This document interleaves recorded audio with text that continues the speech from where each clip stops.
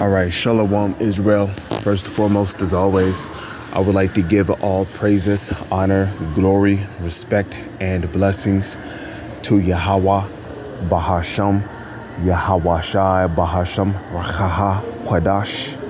Salutations to the Lord's elect on the four corners of the earth, pushing this truth and sincerity while patiently waiting for Yahweh Shai's return, and double honors to our apostles and elders of Great Millstone, which have taught us everything we know through the spirit and power of Yahweh, Bahasham, Yahweh Shai.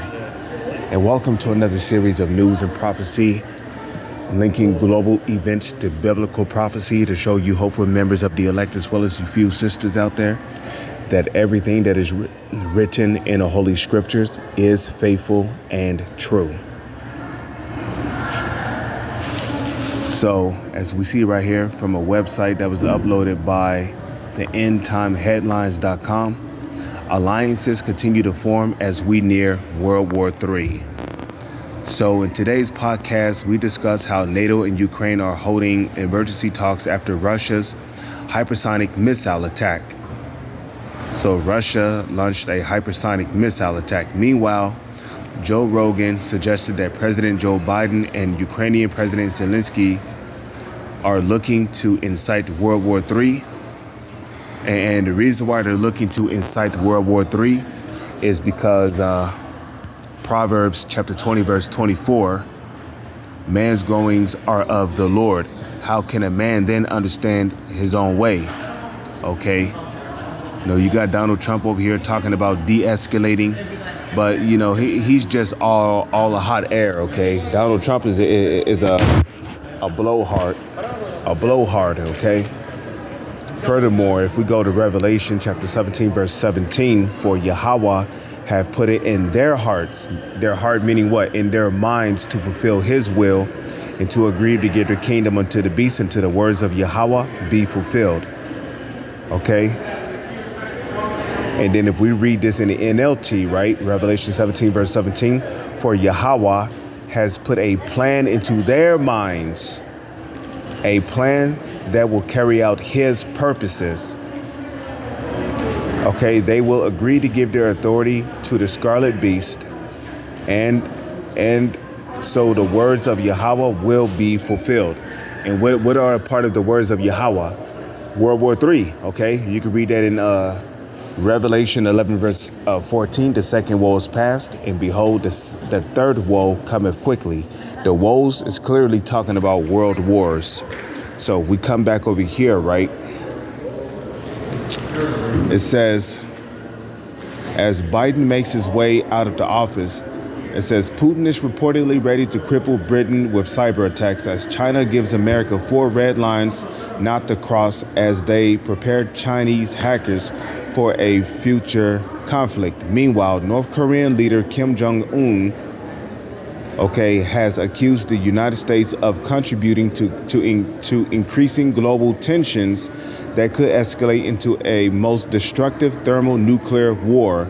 This comes as they are preparing to unleash over 10,000 troops in Russia to combat Ukraine. Unidentified drones have now been spotted over U.S. air bases in UK following the intrusion at an air base in Virginia, because the spirit of war is in the air, okay? And guess who's mustering the host to these battles? Let's go to Isaiah 13. Okay, Isaiah chapter 13, and let's go to verse 4.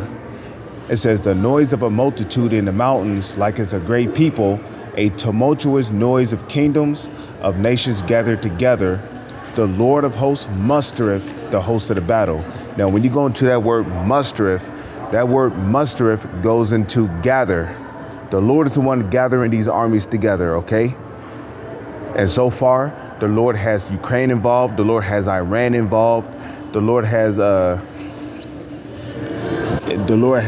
Hezbollah involved. The Lord has Amalek over there in the land of Israel involved. The Lord has Russia involved, the U.S. involved.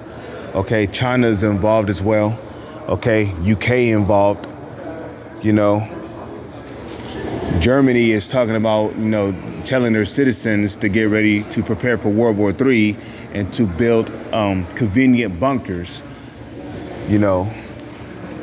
which if you don't have a deep underground military base, you're not going to be protected from this coming thermonuclear war. OK, and if you're not of the elect of the nation of Israel, OK, which will be the so-called Negro, Latino and Native Indians, and them whose father's lineage on their father's side, it goes back to a so-called Negro, Latino, or Native Indian, you have no chance of surviving the thermonuclear war of World War III. Okay.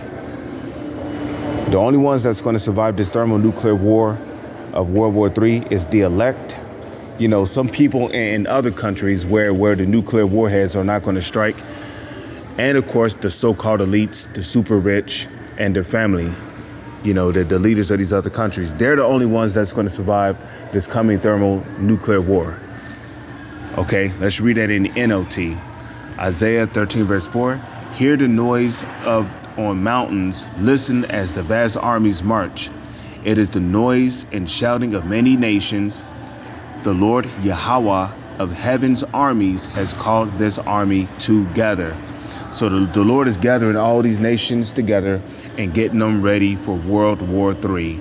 As World War III has already begun, we're living in the midst of World War III. It just have not fully blown up yet. Okay, because we're still waiting on the small hats to attack Iran. We're still waiting on the small hats to attack Iran.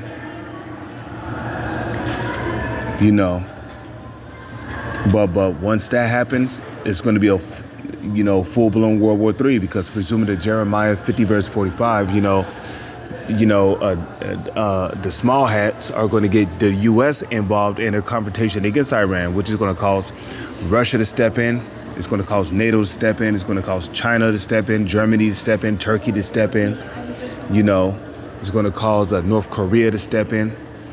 India, because India is also nuclear capable, so they're going to step in too, and just like that, you're going to have the world superpowers all involved over there in the Middle East, according to Joel, the 3rd chapter, the 9th verse on down to the 12th verse. Okay, down there fighting in the Valley of Jehoshaphat, World War III, and the chip is going to be made mandatory, and the prophecies are going to start speeding up quickly, and it won't be long, Lord's will, it won't be long after World War III breaks out to escalate into a nuclear war, So I want to go to Isaiah 9th chapter real quick.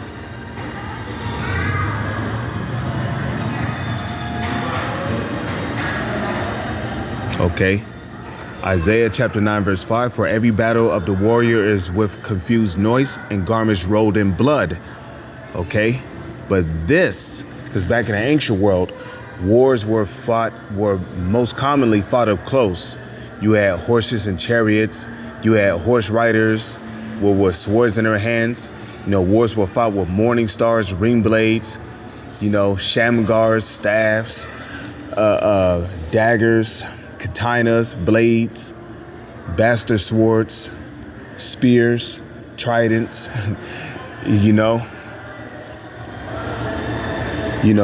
catapults, archers, bow and arrows, bow guns. Okay. Elephants. So, but this shall be with burning and fuel of fire, indicating that this war is going to be fought with guns, grenades, rockets, tanks, MRAPs, mines, traps. It's going to be, that war is going to get bloody over there in the Middle East. But guess what? It's going to escalate into a nuclear war. Okay, it's going to escalate into a nuclear war, which is going to be that burning of fuel of fire, which is going to turn this country into a lake of fire. Okay, and that country over there, the land of Israel, okay, the land of Israel is going to be wiped out in this coming thermonuclear war as well. Why? Because Yahweh had put it into their minds to fulfill his will. So, with that, I'm going to say shalom. So on to the next one.